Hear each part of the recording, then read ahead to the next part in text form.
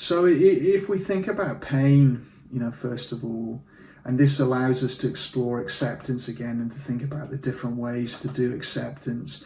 And we'll do a few things to do with tools. So if you remember, we went through these different options with diffusion, with thoughts. We talked about just acknowledging the thoughts and actually turning towards them for a moment and acknowledging them, or just letting them be in awareness in the background. That's acknowledging. We had observing when you turn towards the thought for a little bit longer to try and get in that distance. We had naming with the short labels, and then we had name the story.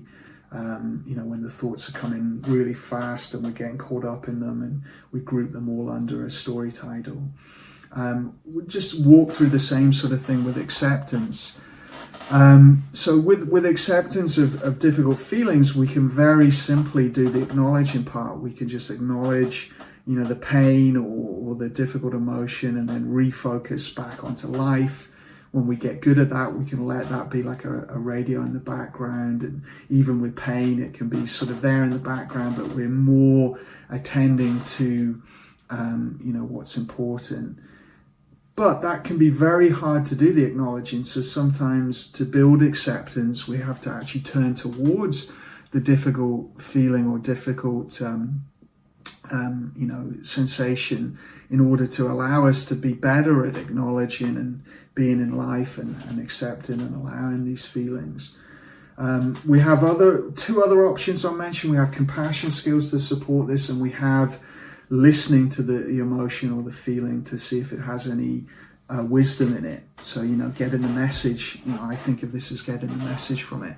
So we'll walk through these different options in a minute. We'll do it with pain.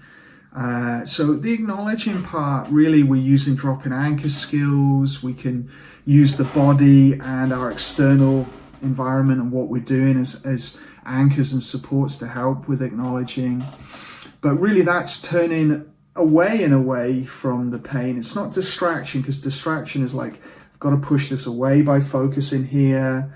And with pain, there's nothing wrong with distraction when it works, but often it won't work when the pain is really intense, or it'll work for periods of time, and then when you stop being distracted, the pain will come back very intensely, or the emotion will come back very intensely. So this is different. It's acknowledging, accepting, allowing, and refocusing on something we care about, but not to get rid of the pain. The pain can be there, the difficult emotion can be there.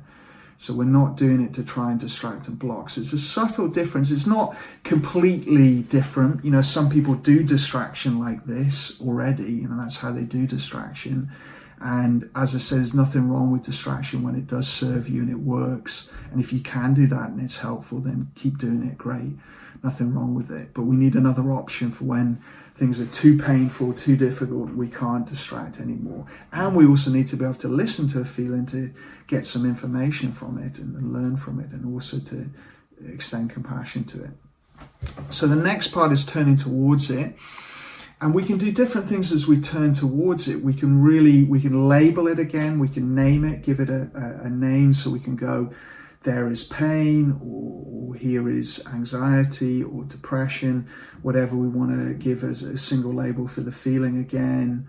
We can then also bring curiosity and actually investigate the experience. So we can break it down into its different parts. We can see that pain is made up of one strong core feeling, but there are also other feelings in the body related to it, and there's a spread, and it's made up of different things, as is an emotion. There's often a strong core feeling, but there are other sensations in the body. And if we can separate all out the pieces, in ACT, this is called looking at it like a tin can monster. So rather than this big overwhelming monster, we're looking at it as all these different parts. And if we see the different parts, it can be easier to accept it.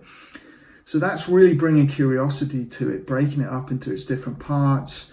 Then we might choose one part of it to work on to build acceptance. So it could be the easiest part of it, or it could be the hardest part of it, depending on how we're feeling and where we are.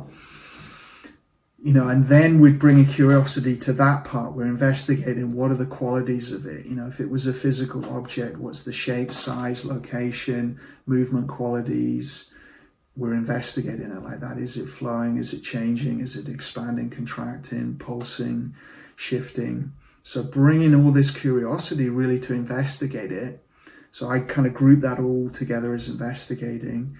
And then there's making room, so we can control certain things to help us accept it. We can soften our body around it and relax and see that we have our whole body around this difficult area, making room for it. We can breathe into it. Some people find that really useful.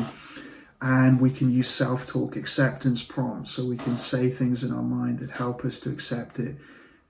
And then if we continue that one, we can expand beyond it. We can see that the pain is here, but there are other things in the present moment, and if I'm also focused on them, it makes it easier to bear this pain. Other two things, compassion we can add in there as part of that, and the getting the message from the feeling. We'll explore each of those, and then we'll do it as a practice. So compassion, we did the kind hand, the kind self-talk, kind actions. What can we do to help us with it? Bring the compassion to this feeling. Is there anything I can help with the pain? If I can put a heat thing on it and it helps, why wouldn't I do that? If I can do some gentle movement and that helps, why wouldn't I do that? If I can talk to someone that helps, why wouldn't I do that? All in service of helping us accept and allow and bear it.